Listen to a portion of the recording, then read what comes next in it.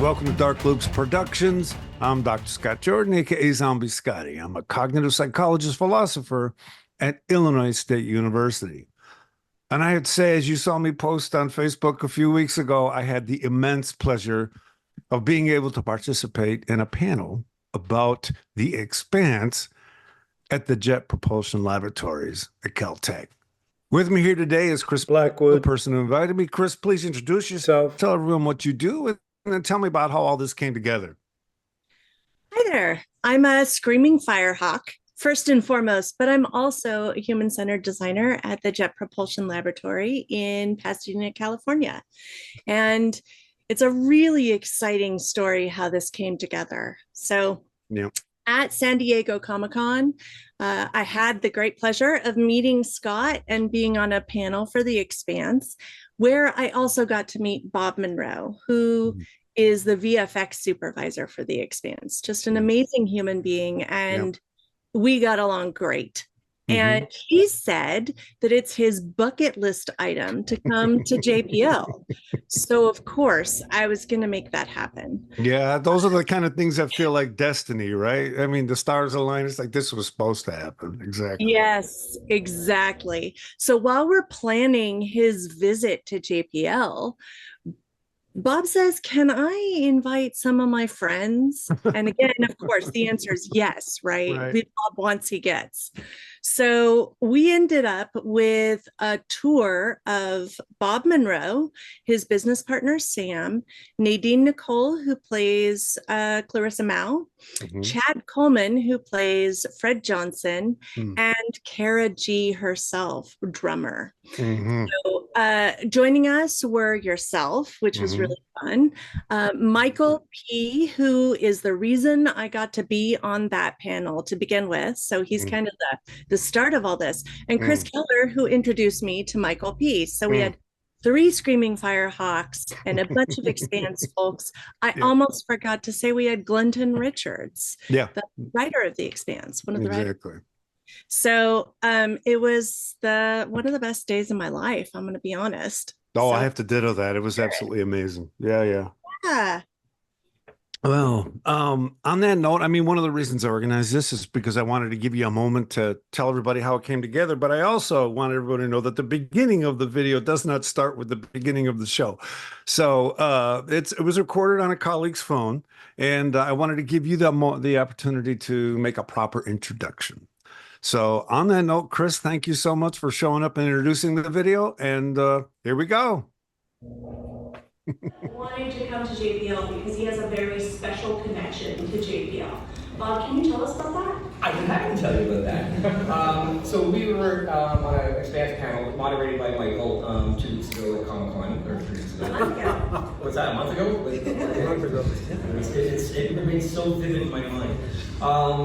And at some point, I can't remember exactly when during the panel, I said, I thought that Krys works at JPL, and I looked over at Krys on the panel, and I looked at the audience, I said, I have a JPL trivia question. And Krys kind of got intrigued. I said, your head pop around, and I said, and anyone can answer it, Krys, anyone in the audience can answer this. So I am now my 40th year of computer graphics, computer animation, and visual effects. Back in the late 70s, early 80s, the absolute true pioneers of computer graphics, people like Ivan Sutherland, David Evans, Charles Sir, Robert Cranston, Ed Catmull, president of Disney.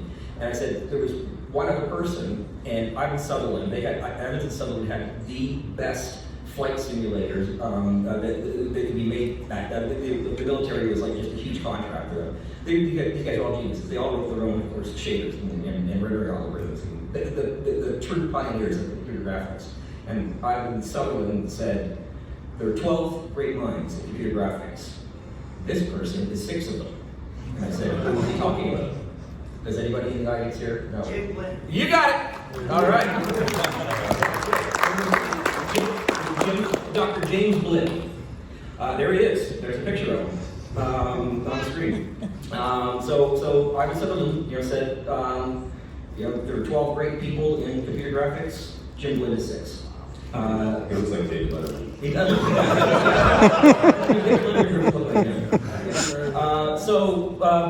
Nobody there knew the answer, including Chris. So after the panel, we started talking. I said it's on my bucket list to visit JPL. Michael heard that and goes, maybe you Bob can do an AMA or something like that, and asked me anything. For those that don't know that. And then, unbeknownst to me, he got in touch with Nadine and Glenton and said, why don't you join Bob and have this little panel? I went, okay, well, I'm actually going to be in LA with Chad this week. We got some shows we're pitching, so why don't I get Chad? And then I emailed Cara and said, I can give you around. And she said, sure. And that's how this panel happened, from a trivia question.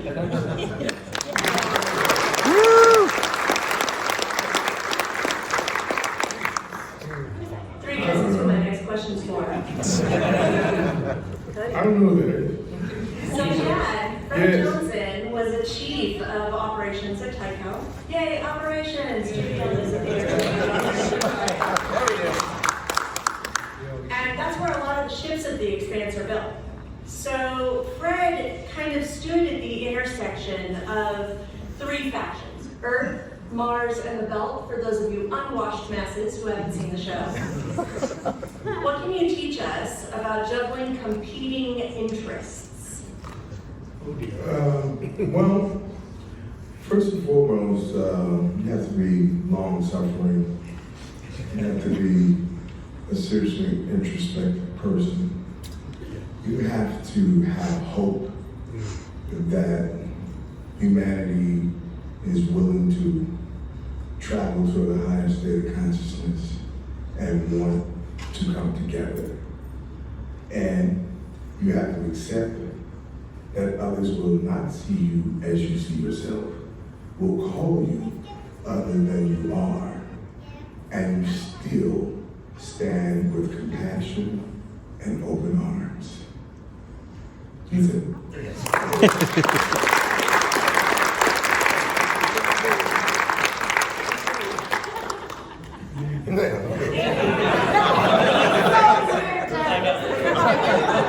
We do have a TV here.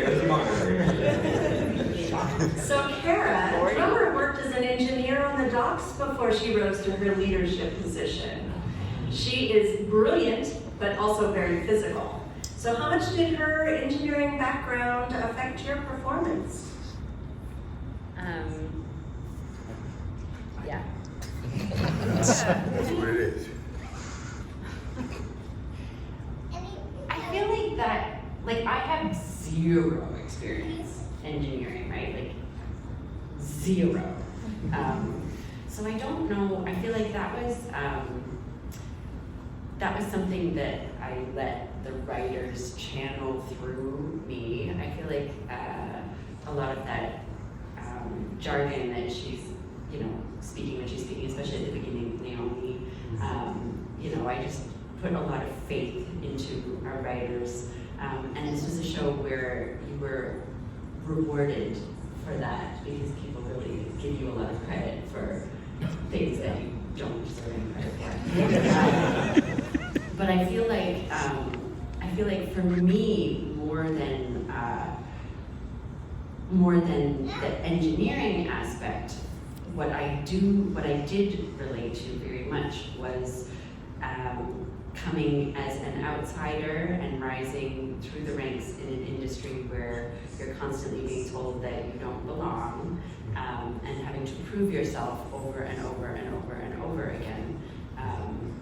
And as an Ojibwe woman in, film and TV land, there, especially, when I was getting started, there were not that many of us, and I feel like that was my parallel experience to a drummer rising through the ranks to become, as spoiler for anyone who hasn't seen the show, rising through the ranks of power. That was my personal experience that I drew on to try to illuminate that, and if it did at all, I'm grateful. I think we all agree you nailed it. Yeah.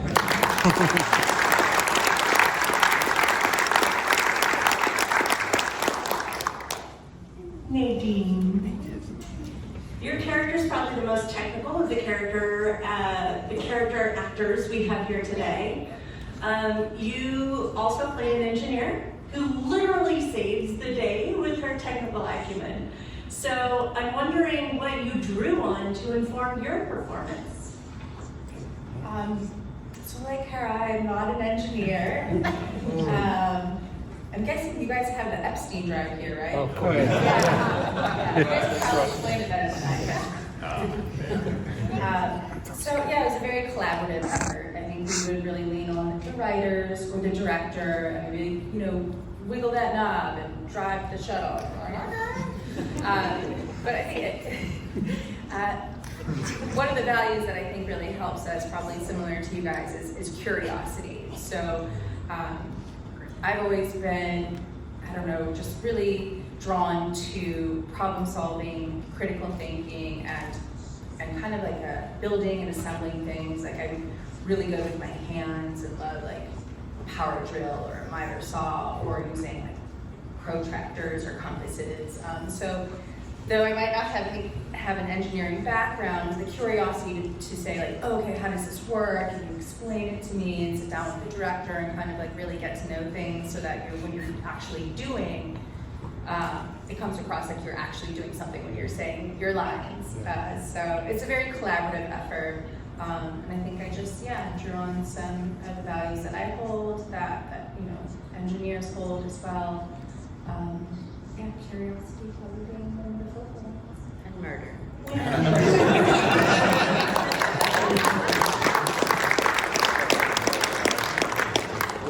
That's why I wanted space between Speaking of those great writers, Glenton, please talk about the process of writing for a science fiction show in which getting the science and the engineering right is super, super important. Yeah, it is very important to get the science right. I think a lot of us kind of grew up in the age of like Star Trek and like kind of the imaginative space where you don't have to worry about like thrust and those kinds of things. And while that's fun, it's like for people that actually are interested in space, you can't just say like, hey, you just go up there and you teleport up there, that kind of thing. And so you have to actually like. I think at a certain point, we wanted to just be truthful about like the science of space. It's hard to, space is hard. It's like always trying to kill you, essentially. And so I think by drawing on that, I think a lot of our fans really appreciated that. I feel like you guys especially probably appreciated that because it's just it can draw you in. The space is a character in its own right. It's like when you go for like a spacewalk or when you are flipping and burning, doing that whole thing. I think all of those things add to the elements and the drama of the story. So I think if you can really focus on that, I think it can really lend itself to just making a really good drama and just a really compelling story. So that's great.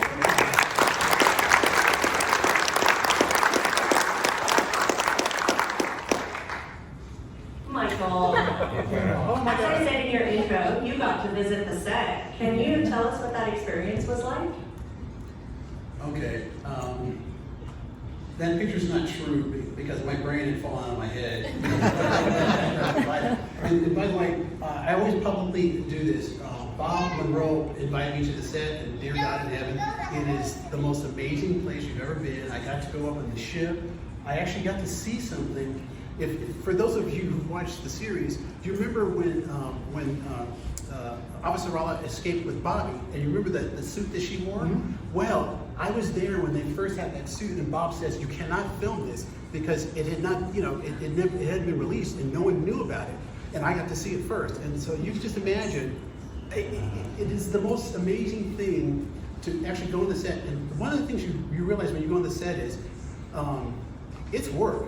Those people are working very, very, very hard. You guys were all working, and I remember they shot a scene that was like a 5-minute scene, and it took them, like 45 minutes, and they shot it, reshot it. Then the director came in and says, well, I want this camera, I want that camera, I want this and this and this. If you can, please go to a set and just see how amazing, and you see why these things are so expensive. When you see all the work that has to go in and all the people that are a part of it. It was amazing, and you all were so nice to me. You know, no, really, Bob, you guys were super, super nice to me. They even fed me, okay? They even fed me. So, no, it was wonderful, and thank you, Bob. I always thank you publicly, but it was just amazing. Thank you. You are welcome, and I'm going to thank you back, because I think the way fans like yourself, Krys and you know, Hannah and others, the way they took to the show so strong, the way you took to the show so strongly, and you know, we could tell you were a different type of fan than you normally get on the show. And when you got in contact with me and you know asked if you could visit, I was, of course you can, like come on. And then you guys turned around and saved the show. So it works both ways. It goes both ways.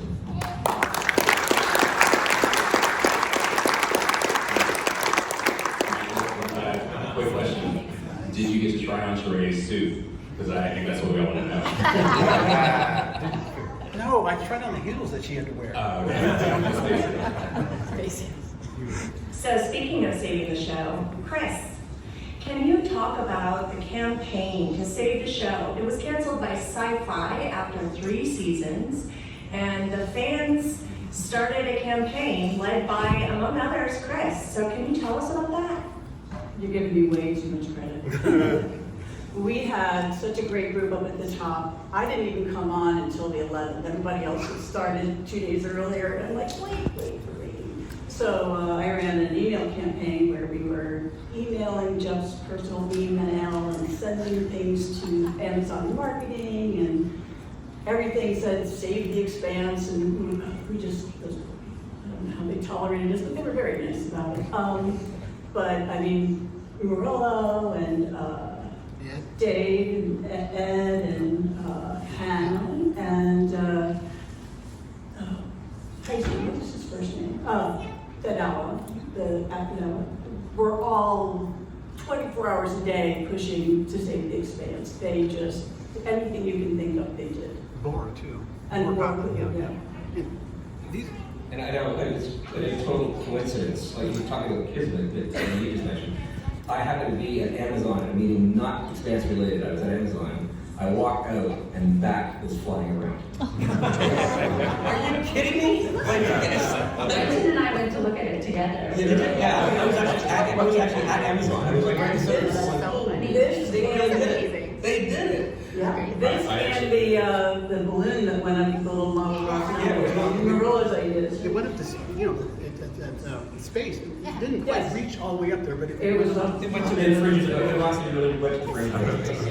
But we did get Jeff's attention eventually. We tried pitting him against Netflix and a couple of other streaming services, and finally Netflix said no, and we're all like panicking, like, now what? Now what are we gonna do? And then there was a big event in California. International Space Development Conference, yeah. Yeah, And then, and- well, Cara, you were there too. It sounds like a fever dream when I talk about it.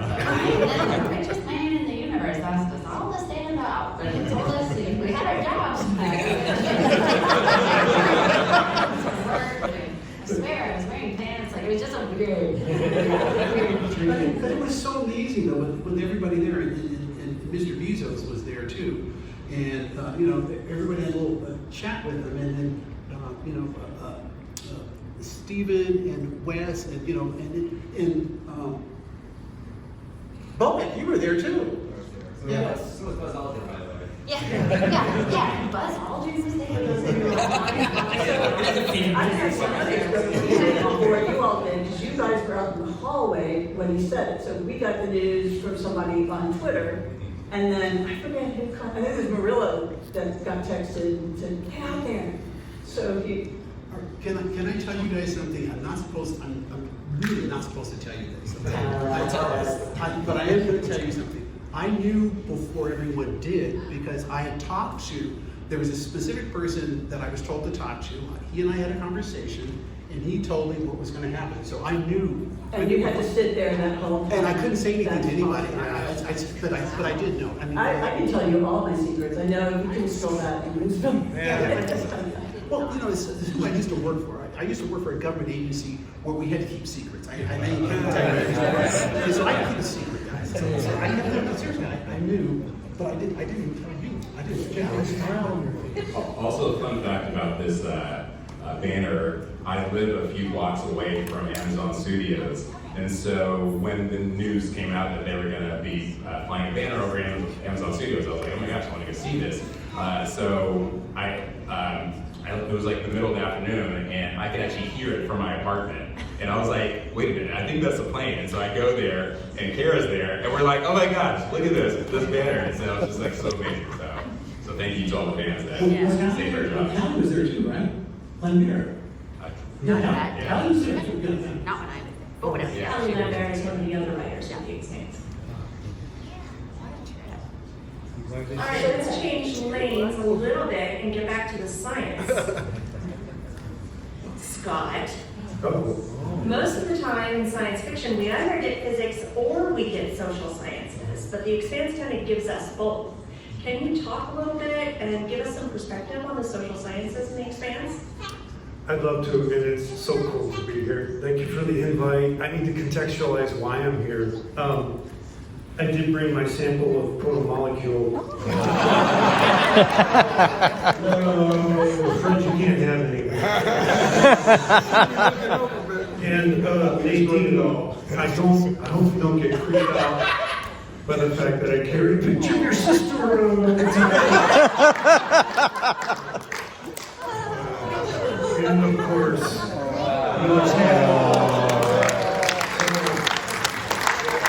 the story goes, I ended up watching The Expanse by myself at home, and as you're watching it, it's the human condition writ large across the solar system, and all of a sudden this crazy thing, the proto-molecule comes to the fore, and it completely changed the way I experienced the story.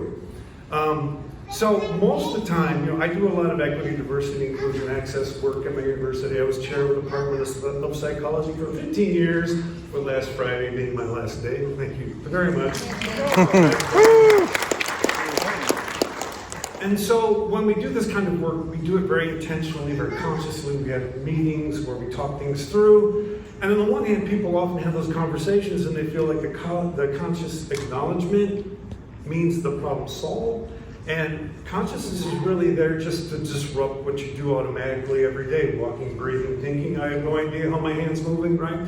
So that stuff's all going on autopilot. So the thing you gotta do is you gotta live it, right? But what does it mean for us to live it? And when you watch The Expanse and all these characters are basically doing the same things in the future that they do in the past, right? In terms of the human condition, this thing comes around, the proto-molecule, and everybody's like, oh my God. And you get this Rorschach test of, are people going to approach the unknown, or are they going to be afraid of the unknown? And then when this thing launches off of Venus and goes out into the goes out in the solar system, and then becomes this huge ring gate, and then becomes many more ring gates, it's really nothing more than the expression of possibility. And the fact that it had to consume energy, transform it, and dissipate it, which all thermodynamic systems do, right? Gives us a different way of looking at ourselves, right? So we're always going to have the ablasaurs. We're always going to have this way of living life because we are energy systems. The issue is, how do we manage the entropy that our being necessarily creates? So The Expanse gives us a little different way to look at things like social justice. Don't ask people if they're racist, just ask them what's staying the same in the world because of the way you live your life. And you'll find that there's whole systems of energy transformation that are staying the same because of what we consume every day. So the stories we tell ourselves aren't the real story. The real story is what we're doing and what's staying the same. And so that's why The Expanse is so amazing, and that's what social justice has to do. But the Rorschach test, you talked about the Rorschach test, right? And so how everybody looked at the proto-molecule. They looked at the proto-molecule, like Dresden looked at it as a pure scientist. Cara Mao wanted to use it, and make money off of it. Each person looked at it as something that they kind of put their own thoughts onto it. Whereas the proto-molecule didn't really care one way or the other. It was going to do what it was going to do. And so, humanity, for its own personal reasons, did some very odd and some very bad things. I mean, let's face it, when chickens learn to write and they're writing TV shows, we will be the proto-molecule, right? Because we're the things that consume and transform them into possibilities for ourselves, like moving, walking, and talking. That's all energy-based, and we have to do that to be what we are. So it's amazing, and I'll leave it at that.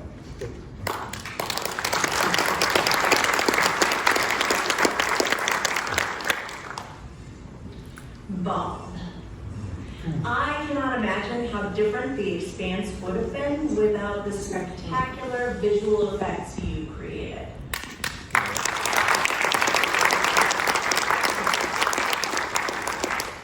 They're universally believable, right? You look at that and you feel like it could be real. It feels like something we would build. So did you draw any inspiration from real aerospace? Every single bit of it, yes. Yes.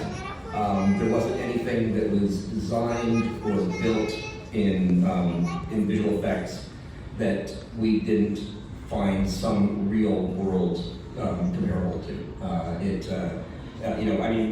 We took some liberties with what we thought the evolution of science, evolution of technology would take us, but we based it all in something that is we know today, and that we know for fact, that we know that is physically accurate, that is technologically accurate, and from an engineering perspective. I had worked for Naren Shankar. He's our showrunner. He's got a PhD in engineering physics. Like, he's a showrunner. He's got a PhD in engineering physics. So that was scary. And then I got over to Ty Frank. That was really scary, because he is so pedantic about both him and Daniel, the James S.A. Corey. For those who haven't read the books, you see the show. Collectively, James S.A. Corey was the author. It's two people, Ty Frank and Daniel Abram. And Ty was on set and in the writer's room more often than Daniel. And again, everything had to be perfectly accurate for him. That's difficult. It's a very, very difficult thing because, we grew up in a world where spaceships turned like this in space, and vroom, vroom, vroom. And then somebody describes the flip and burn, they go, oh, okay, well, the ship goes like that and then goes like that. But it's, when you start to get into the science, it's actually a violent action when you're doing it quickly. And we had to figure out how to convey that in a way that was cinematic. So it all became like, camera placement, camera angles. You wanted to be right in tight when things were shaking apart or falling, and then move out and let the ship kind of go past like a huge behemoth. And then the camera keeps moving around. And I still remember one of the vendors that was doing one of the shots, like VFX vendors doing one of the shots.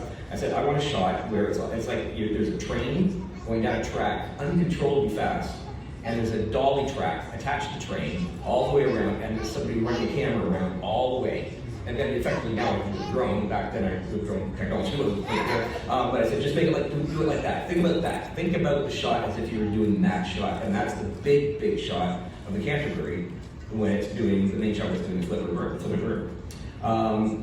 So I knew when I think it was after the first season, I'm going to ask you, was that count that? Yeah, that first season, was it? Yeah.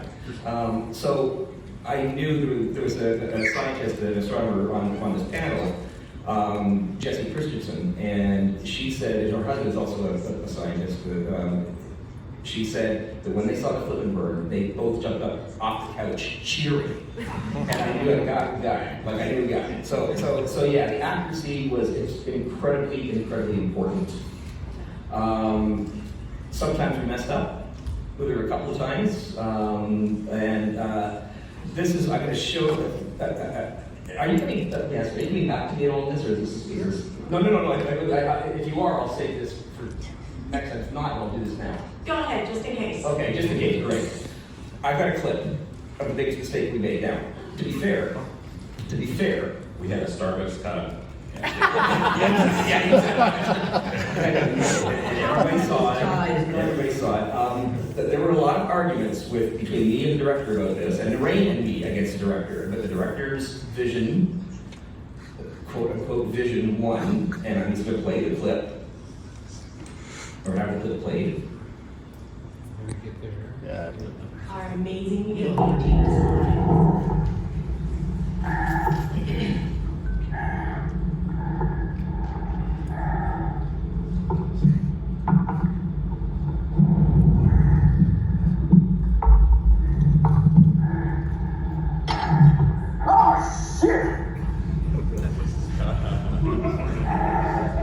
Space wind. I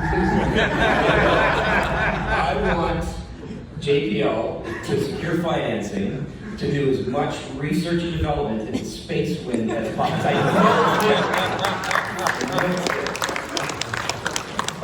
you have the surprise. I've got a towel.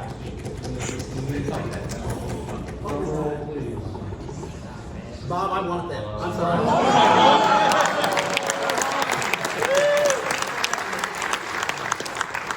This is the real wrench. I'm not kidding, because it was a prop, and we had to do a CG version of it.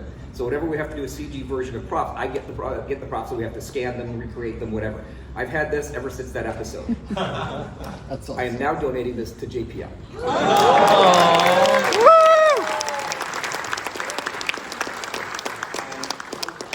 How far back? Everything since you picked up the wrench, because the people online couldn't hear you. There's people online? Yes. I didn't know this. Who told me that? Hi, online people. Millions of So, millions of this is the infamous wrench from episode 102 that got caught by the space wind. I've had it since then, and it is now becoming a JPL artifact.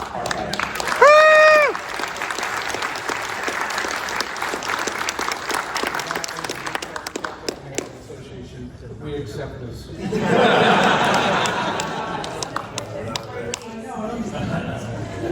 funny you brought that up on the walk over. I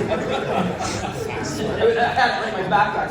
I'm going, it's very funny, Robert. We were walking from the parking lot over here. He mentioned a panel that was like after season 1. And he came up to me and asked me a question.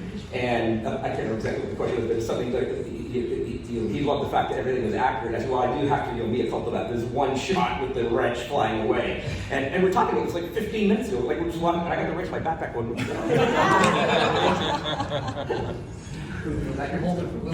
Thank you. You can keep that for the duration of the panel. I've got Space Wind comes along, and Yeah. against the Space Wind. But I thought, I said, no, it's something. They dislodged a piece of the antenna that knocks it out of his hand, whatever, anything. And I thought it would be just cool because if they're going 17,000 miles an hour, it's going 17,000 miles an hour. If he lets it go, it's going 17,000 miles an hour. But it got nudged a little bit, and I just thought it was so cool that they couldn't reach it, so it's following the whole time. Like right there, and they couldn't get it. I thought that would be way better, but no, I never He's not better. Was that? Yeah, it was exactly. Yeah, that wasn't me doing bad physics. That was the rain. Like they're just that was the only other mistake. Knowing that we I'm sure there's a lot. The only one that I really know about was actually just a render mistake. We inverted the y-axis of Jupiter and rendered Jupiter upside down. There are people who would come. It wasn't a 180 rotation. It doesn't go up and down in space. We actually did the inversion of the texture map. So that was wrong. It was just wrong. So I'm sorry. Thank you for apologizing. My career is over. So this next question is from Chad. Fred has an even, steady hand leading Tycho, and as I've talked to you today, I'm learning that's very much you. You're an even, steady, kind of philosophical person. So can you teach us anything about leading scientists and engineers? Oh, wow. I mean, at the end of the day, it's so, humanity should be at the center of it, for sure. Obviously, we have these amazing minds and that can imagine incredible things. But leading them is,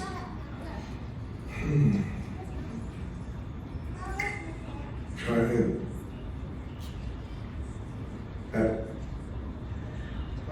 that's a tough one. I mean, I just think you inevitably have to, all the gifts and talents that you have inevitably need to be pointed in the direction of humanity and what brings us together. How to negotiate your ego in a way, never tell anyone that you don't have an ego. We all have egos, of course. But how do you relate to it from the standpoint of humility when you have so much intellect, you know, and just calibrating and finding the balance. But at the center of the lollipop certainly has to be humanity. Fred was placed in a, was between a rock and a hard place, no pun intended.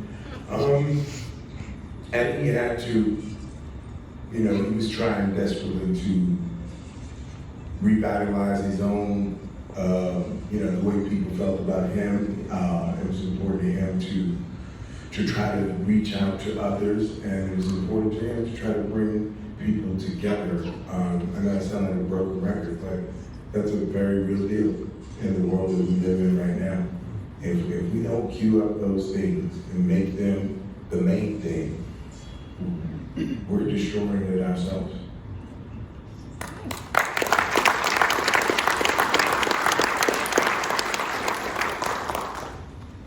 I can pop that right to Do we have any members of Nebula here in person today? Hopefully we have some online. Nebula is our employee resource group for Native people and Indigenous people. They are amazing and they do great work. If you want to reach out to Lauren Benson, she can connect you with Nebula. Cara, I was hoping that you could talk to all of us about some of the challenges that Indigenous women face in STEM. I mean, obviously, my career is not in STEM, but I think that parallels exist in film and TV work, just in terms of access, right? And access to education, access to training opportunities, access to mentorship, being able to see someone like yourself succeeding before you. Certainly in those areas, it's all parallel. I think that I don't know if you guys can hear, but my kids are here. And I think that having children now and being a mother has added a whole new layer of understanding to the challenges that not just Indigenous women, but that women face, families face. I think we have such a culture of hostility towards having mothers and children be accepted into our working environments. I was extremely pregnant when we shot. Thank you.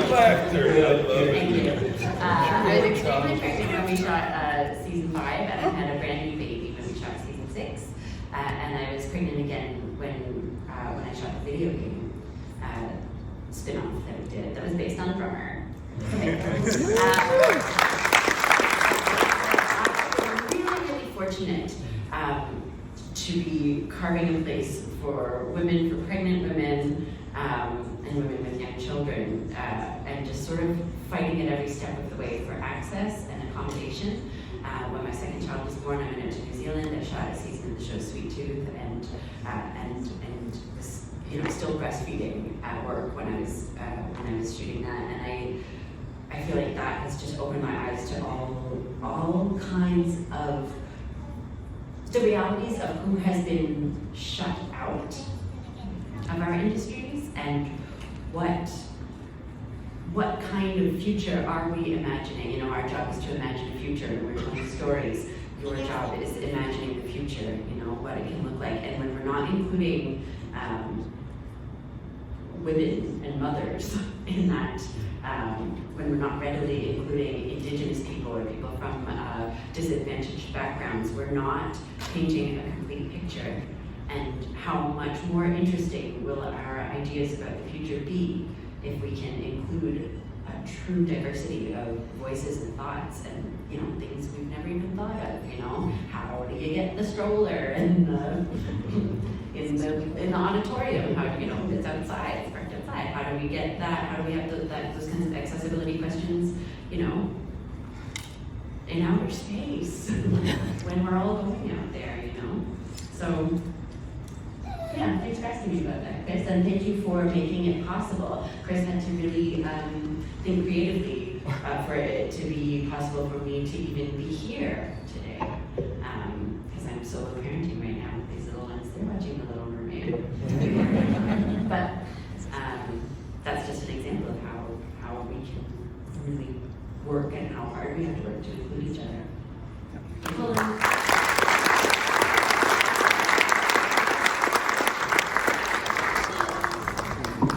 I'm so grateful that you're here, and I also want to say thank you to Nila Regenda and to our amazing Protective Services Division who made that possible.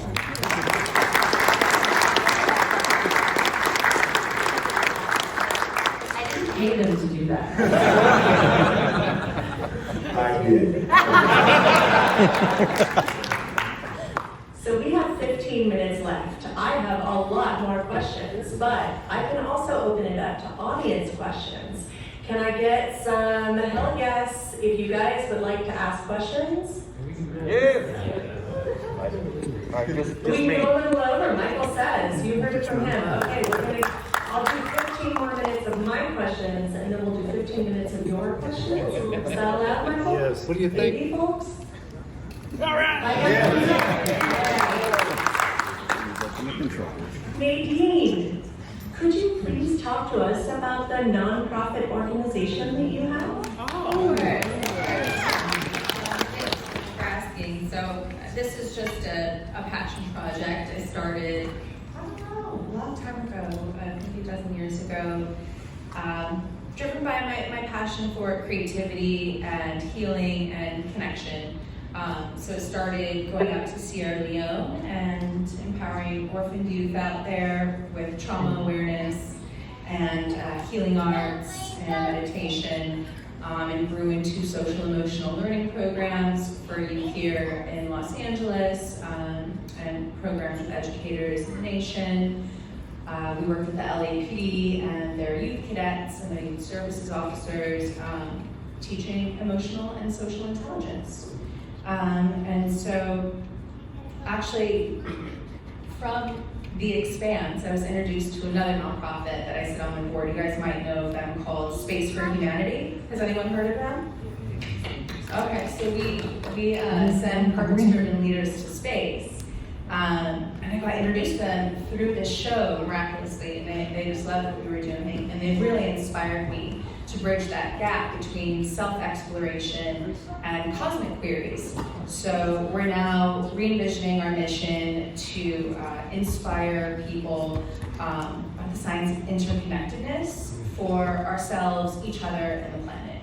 So we have a new journal, Centered Self, coming out that is based on holistic self-integration and meditation course, so you can stay tuned for that. That's true-connection.org. But I'm just really thankful for the Expanse and the communities they've introduced me to and the inspiration that's come from it. I've been learning so much about quantum physics, quantum superposition. You're talking about all the different possibilities that exist until we make a choice.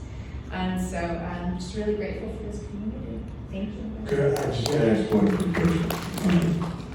Because I found 23andMe, I'm Sierra Leone on my mother's side. Is that of your heritage? Or you said you went to Sierra Leone to help kids? Oh, no, I'm Filipino and German. Okay, I'm just Yeah, curious. went there. But I'm just saying, just because you appear to be that way doesn't mean that it's not in there. Yeah. Yeah, that's what I was asking.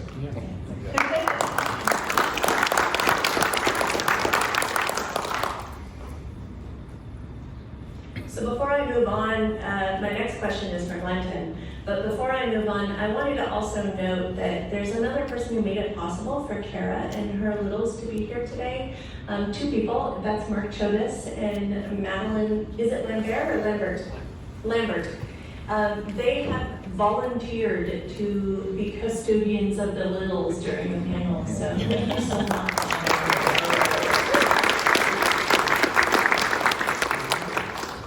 So Glenton, we need to be better at telling stories about our missions. Can you give us any advice? Yes, you can start by hiring me. I tell lots of cool stories, you guys. I Yeah, I think that it's funny. I was talking to Chad earlier, and I was just commenting on how like with the rovers and all the different things that we've seen today, it's been really inspiring, and it's also been something that like we've seen, pieces of in the Expanse, and it's almost like this symbiotic relationship where it's like you guys inspire us, and then we in turn inspire you guys. And so I think it's just an element of just dreaming big and kind of thinking of what things that might not seem possible today, but 10, 20 years from now will just be like, oh yeah, that's absolutely possible. Because back in cell phones, exactly. It was like back in the 60s when they were working on the Apollo program and the space missions. It's like some of the stuff that you guys are working on is like they could never have dreamed of that. But it's like if you push yourself to dream bigger, then that stuff suddenly becomes kind of possible. And then when we see that, and not just us in entertainment, but us in the public, then that inspires us. And it's just like, wait a minute, that's something that we as artists, as creators, we can maybe incorporate certain things into our story that can be really interesting. Like I was working on a sci-fi project a couple years ago, and some of the stuff that I took from the Expanse really inspired me in terms of like creating this story, and it took place on Mars.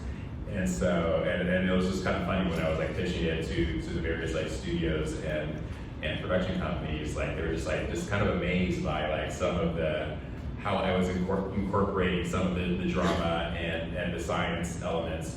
And I think part of that comes from, looking at what JPL does and looking at what NASA does and just kind of like being like, maybe I could take that a step further, still keep it within the realm of reality, but like kind of see how that can translate, if this mission were to launch like, 10 years from now or 25 years from now, it's like, what would that look like? And so I think by you guys just continuing to dream big and just continuing to like do what you do, I think that in turn inspires us, and I think that's just going to continue to inspire the world. So thank you guys for what you do.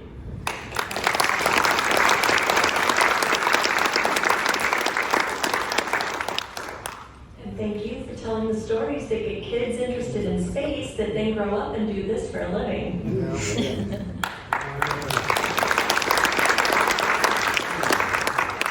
So Michael, as a journalist, you're a storyteller too. Do you have any advice for us? How can we tell the stories of our missions in an engaging way?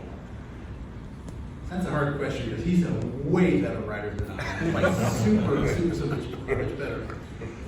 My whole thing about writing is you have to have a little passion, and so I would imagine that you all are very passionate about your work. Okay, and so I would always say that you kind of go from there, and then the stories, in my mind, the stories come out sort of naturally at that point, because as you work with your passion, it just kind of flows. Okay, and so all writing, whenever I do my best articles, it's like my brain is working on that article, 24/7, and it comes out, and it's just like it's the super easiest thing I write because it's so obvious to me. So like when I did the set visit and I did the article on that, I mean that thing just popped out, and Bob and his daughter both took a look at it. And there were a couple of security issues that I had to take out of it, but basically it was pretty much what I wrote on that one. And my daughter was the visual effects producer on the show. Oh yeah. Sorry, yeah, she was on the set too. So I was like, all these people on the set, like I said, totally wonderful. But it's a passion because one thing I can tell you is that my actual career work was with again a three-digit agency, and I was a senior policy analyst there, right? And so that's one thing. What I'm doing here is truly passionate. I have a total passion for it. And I would suggest to you that whenever you have the passion, it just works. It just totally works and stuff. And so, just follow that. And it's clear to me all you guys are really, really passionate. And you know your science and you're really, really good at it. So, I would just say just do that, and it'll flow because it becomes intuitively obvious to you. It really does. So that's just my advice.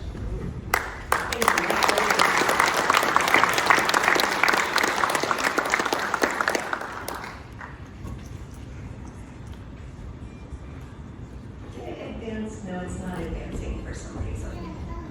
Ah, whoa, whoa. Not so hard. Okay, there we go. That's where we want to be. Technical difficulties. Krys, you guys don't know, but Krys used to be a technical writer. I guess still is a technical writer. She was working for a medical company. So she's a woman in STEM, like so many of us are. And I was wondering if you could talk about what the Expanse's approach to hard science fiction meant to you as a woman in STEM. For me, it was shocking how good it was. To be able to not just talk about science, technology, engineering, having a woman engineer who's a genius at it as one of the stars of the show, having the kind of knowledge that even the mechanic that Amos had was just, gave me chills. And then to couple that with the beautiful work that Bob did and Jeremy Benning and everybody else that contributed to the look and feel of being in space, and the kind of life that people lead in a small ship. I mean, I kind of think all science fiction is about people in tubes. But I think as a writer and as a person, I think what the Expanse did for STEM was to make it fun and important and life-saving. You know, it wasn't just this terrible thing like the protomolecule technology that destroys the world. It's also this beautiful thing that opens up the world to everyone. So to me, that was the most important thing of all, was that sense of, like, yes, it's going to be hard, but there's also hope, and this is how we can get there. And knowledge, trusting science, sticking to the science instead of having a belief around science, I think is just amazing.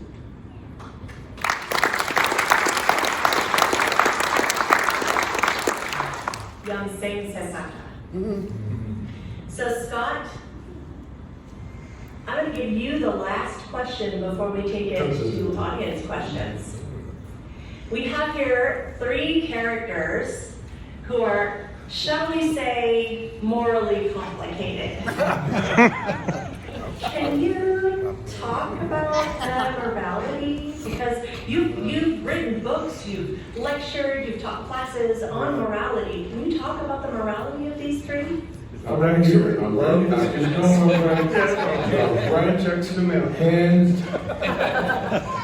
I love this question, and I love the fact that it follows the last one.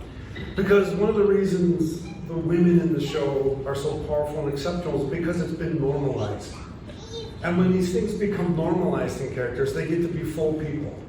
So Abla Sarah gets to drop an F-bomb whenever she wants, because that's what anybody in that position would do. So this normalization, what it also does, is it makes us challenge what we mean when we start talking about binary moralities, like right and wrong. And when we pay close attention, we recognize that our binary moralities of right and wrong, good and evil, tend to come from a time in our history where certain groups peddled those things and had power doing it. But when you see these characters living life, being energy transformation systems, trying to sustain themselves, trying to sustain their crew, trying to do the job, morality is important, but binaries don't work. So what this show does with the protomolecule again, as well as these characters, lets them be beautifully, ugly, complex, which is Shakespearean human condition, out in space for the protomolecule Shakespeare. So I think I end up not saying are they right or wrong. I end up saying I love the show because it makes us evaluate what we think when we use words like good, evil, right, and wrong. And that's good literature. It's just good writing.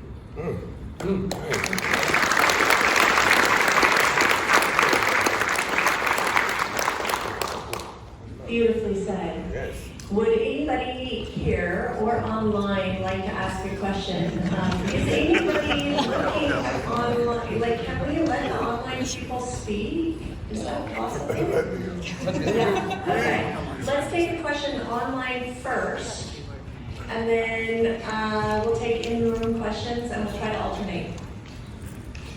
Anybody online? Unmute yourself. All at once. Is there going to be a any of the episodes in the future that will cover the last 3 books? Any of you can take that question. Who knows? Put it this way. Yeah, it shows that Vort is good, got renewed.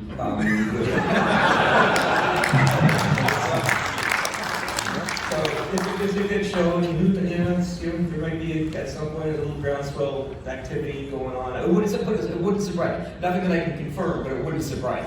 Well, that's a great point, because look how you guys mobilized before. Mobilize again!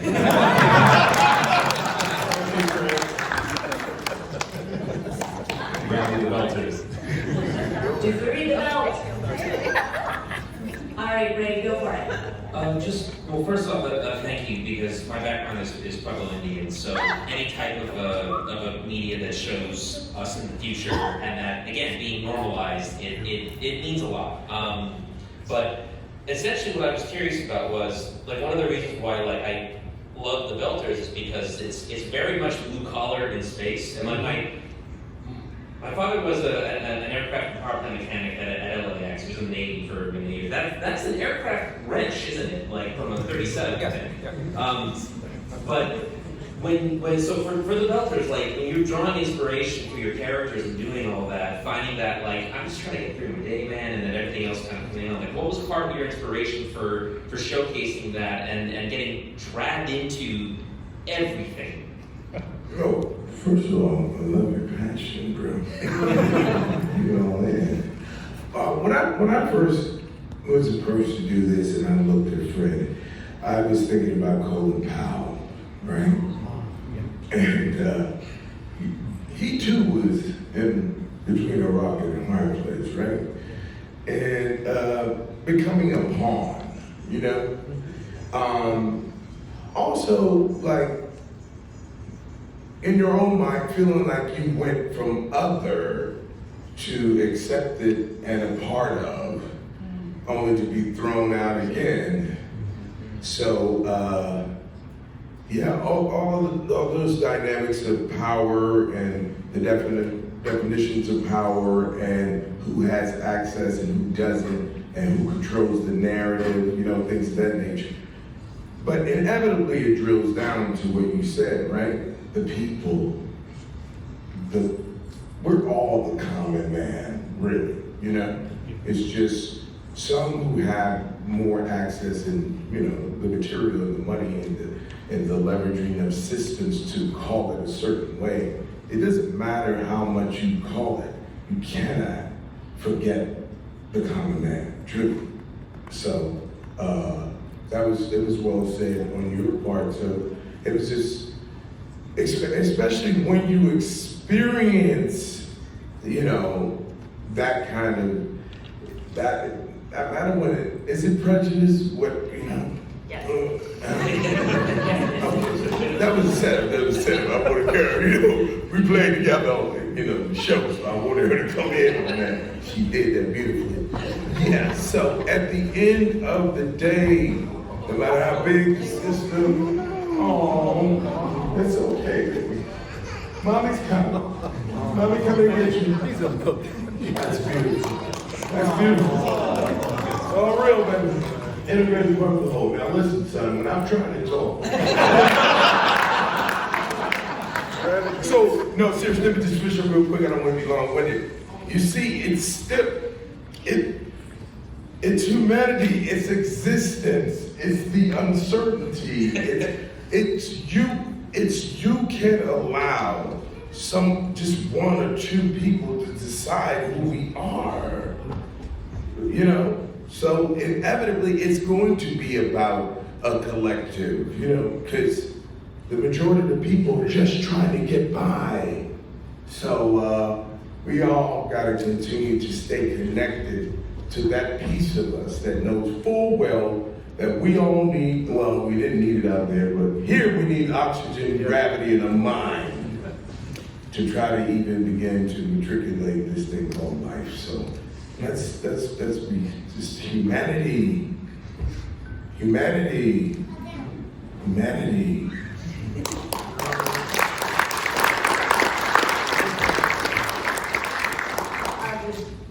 follow that up too well, but I did want to add real quick that one of the influences they talk about that Kai mentioned was the original Alien, where Yaphet Kotto and I can't remember the other actor was. They're like the main characters. Their personalities and their lives and the dirty, gritty parts of the ship were as important as everyone else's in the whole story. And I just can't praise that movie enough. But and apparently neither can Ty. Thank you. Do you have another online question? Just unmute yourself.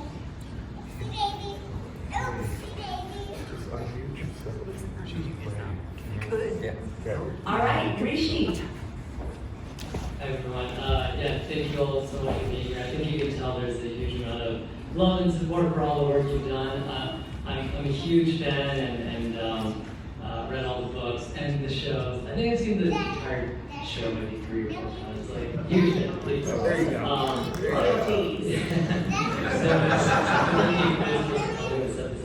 So to me, the Expanse book, the show, it's about people and it's about ideas. And I wanted to focus a little bit on the ideas and ask any of you actually. I feel like it was one of those shows and books that really kind of it introduces you to new ideas that maybe there's some glimmer of in the past, or in some cases entirely new, right? Spoiler alert, billion-year-old civilizations, or the idea that like Mars or beyond, right? Like they represent politically the United States, or like all these interesting ideas about space travel and societies and deep science, right? Quantum physics and things like that. So I was just curious. At least for me, it sort of introduced me to ideas that I didn't really know that much about, and then I kind of researched a little bit. I was like, oh, people are actually talking about some of these edge case ideas in science or philosophy or society and things like that. So I was curious if one of you, or more of you, had that similar experience, which is that through the process of going through the show, and if your perspectives changed at all, or if you're introduced to new ideas, and do you look at the world or your own daily activities in a slightly different way based on kind of a new understanding? I can answer a couple of quick answers here. Absolutely. I never worked in a show like that in my life. I've been in this business of computer graphics for at least almost 40 years. I've never worked on a show like that. And it actually made me a better artist, a better producer, because it raised the bar so much in terms of being of how demanding it was to tell that story, to tell those stories. Other people I've worked with, I've had the exact same experience. Other people I've worked with went to other shows filmed in Toronto that may or may not begin with the initials S and T. And they just think that's so frustrated with how bad science is. And it's just like, I worked on another show right after, and the initial maybe started with A and C. And it's just like being set, hey, well, no, I mean, you don't have to actually ignore it, still be able to tell a good story. You don't have to be able to ignore the science. And why would you make that choice? Why did you make those choices? And I had to bite my tongue because I wasn't the producer of that show. So yeah, in terms of how it made me look at the world and how it made me look at storytelling and filmmaking, changed me completely. I'd add to that it was a privilege to work on the show and be a writer on the show. And one thing that I really loved was just the politics of the show and how it was integrated into the sci-fi. I think about how Earth was one completely different political spectrum versus Mars versus the Belt. And when we were in the writers' room, I was so fascinated with Mars. I was the one in the writers' room that'd be like, "What's Mars doing right now?" And when you just think about things like the Belt, it's just like you see how when people are kind of starved or given a lack of food and water and basic necessities, how it can radicalize people. And it's like you have these people that went into space to work and to kind of create a better life for themselves, but then they find themselves like kind of not being fed enough, not having enough water, not even having enough air, and how that slowly radicalizes you. You see that in seasons like 4 through the rest of the series. And so I think it's something that has been really interesting, and it's definitely kind of challenged my perspective as a writer, and kind of pushed me moving forward to kind of expand my writing horizons. That's good, right? If I could just quickly say, so I've been writing about the philosophy of humans as energy transformers for a little over 20 years. And then when I suddenly see this pop up in a show, it's like 21st holism right in front of me. And what it turns out is that the reason it's so hard for us to experience ourselves as transformers is because of the binary realities we've been living in for centuries. But only 20% of the world's population lives in those binary worldviews, and that's the United States and England, United States and Europe. 80% of the world's population lives in holist worldviews, where they see themselves as part of reality. So I experienced the emergence of the protomolecule and the idea of energy transformers as like the Western world kind of catching up, having gone through this binary thing for 1,000 years and now coming back around to recognizing that it is in, of, and about everything. We talked about earlier about interconnectedness. Learning that when that's what we are, I find that fascinating.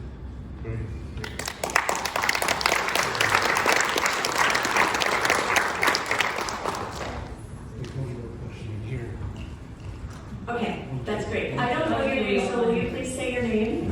I'm Serena Nathan, and thank you for being here. Huge fangirl, all of the things that everyone has said.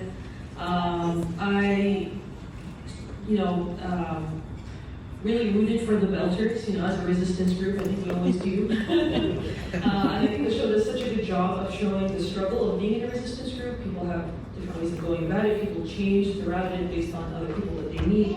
And I think the show does that so well. And the ending of the show shows that finally the Belt got their piece of the pie. Thank you to their white male colleague. They got their place to be in center stage. So I was wondering if anyone had any ideas off script, off writers, or if you could write your own next season, what would the future of the Belt look like?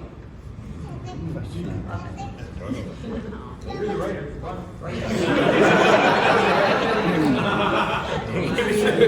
Get to it. It would be a comedy, though. So many musical numbers. It would be a Halloween episode. I hope. I mean, for God's sake, wouldn't it be wonderful to imagine us folks just having a carefree, fun time now? Trevor and Naomi with Bone. I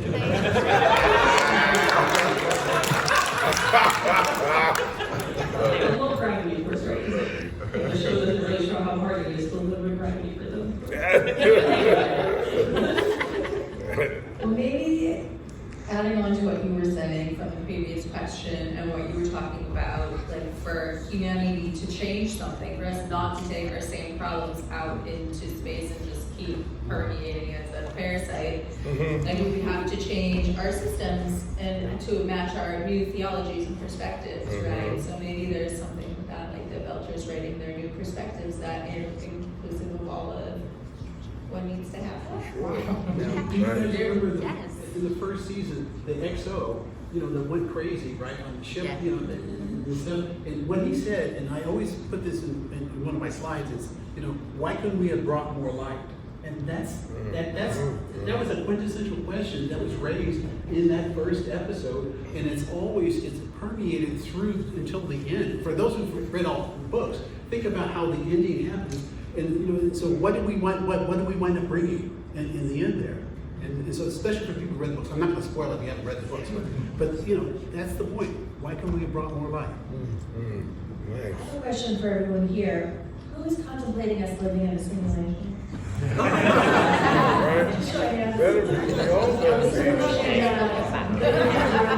Just curious when you mean specifically.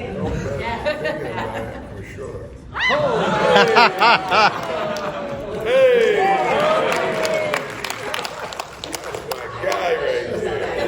Season 7 experience.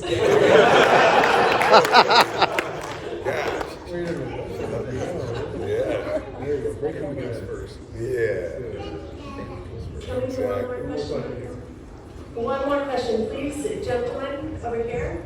Please say your name. I know two, because Fred has two. Two, okay, we'll get two quick ones. Quick. For the writer, I mean, I can't tell you how refreshing it is to have a realistic space, show. This is like, oh my God. But there are certain aspects that are critical to the plot that are not. I mean, the proto-molecule and the ring, for example. How do you draw the distinction between those when you're writing these episodes and keep straight? Oh, this is the will and suspension of disbelief part. This is the realistic part, and make them work together. Huh.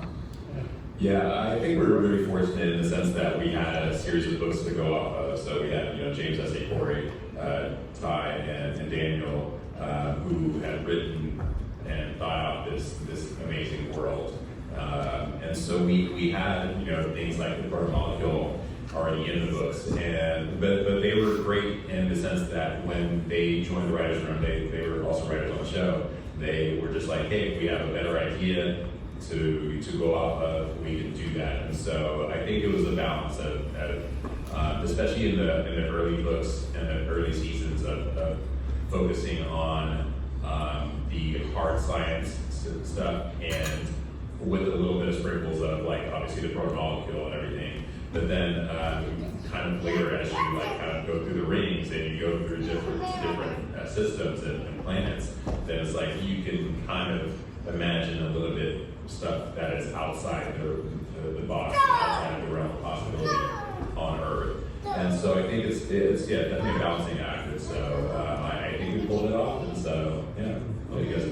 And one thing I'd like to add to that is it is almost unheard of in this business for the writers of novels to be writers of a TV show that's been adapted. That just doesn't happen. So that is extremely unique, and we were fortunate that Ty and Daniel were just they learned a lot too. They never made a TV show before. Of course they used to work with George R. R. Martin and all, but still they had themselves never made a TV show. It was a good experience. It changed their world. But also, just to let you know that the birth child of that is the liar. The liar. A lot of folks saw that model. That's what they designed. Really? Yeah. That's what helped birth, inspire others, as you just said. And The Wire was based on The Corners, which is an actual documentary series. Absolutely. Yeah. Just real quick, I taught creative writing at NYU for a while, so just a technical answer to your question. It's really important to start with the grounding of the real and the realistic and build from there. If you want suspension of disbelief, you have to start with a very convincing platform. And the other thing that helps you pull that off is empathy. So like you'll notice in the very beginning, the first thing you get in this show is empathy for this woman who's trapped in this difficult